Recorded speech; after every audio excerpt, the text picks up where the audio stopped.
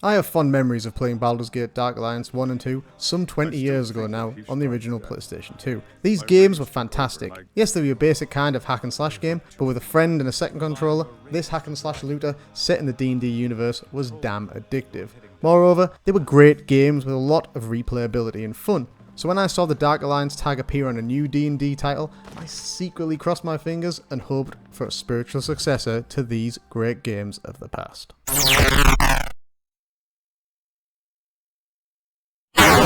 Like its predecessors of the same title, the setting is the Forgotten Realms. For non-D&D players, that's kinda like the default mainstream setting for most D&D sessions, and where the most famous D&D cities and characters such as Baldur's Gate and Elminster are originally from. The game takes place in the Icewind Dale region of Faerun, loosely following on from the events of a 1988 novel, The Crystal Shard by R.A. Salvatore. As the name would suggest, it's an icy realm with much of the game taking place underground in tunnels and caverns. The player can choose one of 4 characters, including the legendary Drist Duerden, the others being Catti Bree, a human archer, Bruenor Battlehammer, a dwarven fighter, and Wulfgar, a human barbarian.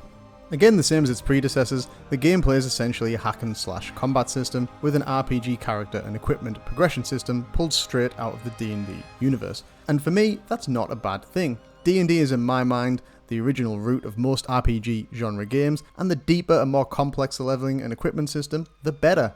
And in this aspect, I think the game at least partially delivers. You can unlock and improve movesets, attribute points, feats, and classes. However, there just isn't a wide enough variety of items to make the loot satisfying. Equally, the upgrade system and merchant, who sells nothing, by the way, is shallow and immediately pointless upon receipt of a higher rank item. I feel that the game needed an actual crafting system where players could create customized items, and I don't know, buy cool shit from the merchant? Unfortunately, that is essentially the best news on the gameplay front, as in my humble opinion, the combat and general missions just aren't up to scratch. The combat feels clunky, like a very awkward version of the kind of mechanics you get in The Witcher 3, but with absolutely zero refinement. At times it was damn right frustrating, and others it was hilariously glitchy. There are definitely issues, which I will come back to later in the review. The last thing I'll mention in this section is the game consists of around 21 acts, which should keep you busy for around 20 to 25 hours. There are a lot of difficulty levels, so it's clearly a game where they want you to repeat the levels at least a couple of times each, and for which you have to do if you want to reach max level. Tedious, but not unforgivable. What is unforgivable is the laziness and constant repetition in the level designs. Textures and maps are recycled throughout, and there are a number of collectibles to hunt down or break, nearly all of which are a fucking goddamn dwarven mug. If you bought the game, despite its very reasonable $34.99 price tag, I think you would be entitled to be annoyed. Considering I'm playing this on Xbox Game Pass, I'm not as bothered, but there are some serious problems here. I found single player to be extremely tedious. Was the multiplayer any better? Hell yes. I think this is a game you should only play with other people. The multiplayer was a much better experience. Having 2 or more players meant it was much harder to wipe out and end up back at the last checkpoint, or the start of the level if you opted for better loot. It was much easier to split up and deal with the mobs, and this just resulted in the combat being a lot more fun. I started to invest in the game, and I had a good time hunting down the collectibles and fighting my way through the story. Definitely a plus point. Again, it was an experience that was marred by glitches and clunky mechanics. Sometimes hilarious, such as the invisible fires on Act 2 of the first mission. Funny as I could see them, but my friend couldn't. Frustrating at others when the game just disconnected and kicked one of us out, forcing us to reload and rejoin the party. This happened several times in a row. It is your destiny.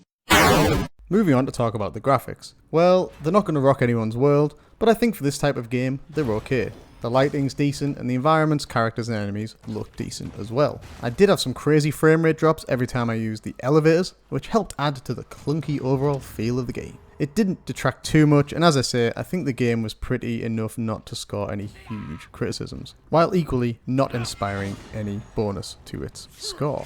Going back to look at some of the issues in detail that I touched upon earlier, starting with the combat system. It is so poor.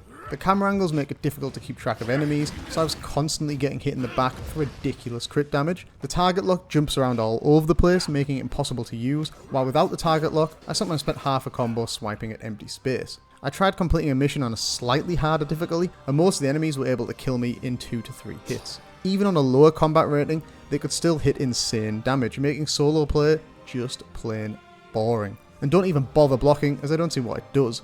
Add to the mix the numerous glitches and bugs, all of which usually involved me taking damage or having to restart the game, and I wasn't really having fun. The loot system is frankly pathetic. There's a thimble's worth of items which are just recycled with different stats. I said it before, but I'll say it again. A merchant who doesn't sell anything. The pointless upgrade system? Seriously, in an RPG game? Multiplayer is literally the only thing that makes it fun. However, it still comes up short. Several of our game sessions just booted players out as we tried to load the missions. In the end, we just gave up and changed the game. Other fundamental elements for this type of game are missing, such as a minimap, the lack of which leaves a strange gap on the screen as you go through menu screens trying to search to find out how to turn it on, but there's no point, because it's not there. The enemies themselves are repetitive, and the AI is non-existent. The list goes on and on here, and the game stinks of being rushed and unfinished. In summary then, the game's D&D pedigree is only present in the leveling up and character development screens, which are fairly worthwhile. As a multiplayer campaign, the game is quite fun when it works. In my view, this is how the game must be played to get anything out of it. Unfortunately, when you get into the combat mechanics, the game needed a lot more time in the oven. Clunky is my word of choice here, closely followed by frustrating and then repetitive. Perhaps the way below average gameplay is why it has a bargain basement price. In any case, I give this game a 3 out of 10. It didn't live up to my hopes of a proper successor to the Baldur's Gate Dark Alliance series. Its multiplayer is some fun, but the terrible gameplay mechanics, glitches and lack of loot leaves a hole the size of the Titanic with no hope of redemption at all. I'd be bitterly disappointed if I'd spent my hard-earned money on this title, but since it's currently on Xbox Game Pass, I'll not lose much sleep. So, unfortunately, this is not a game that is going to set the universe on fire. So peace out guys, and thanks for watching. Please don't forget to hit that like button if you enjoyed the review.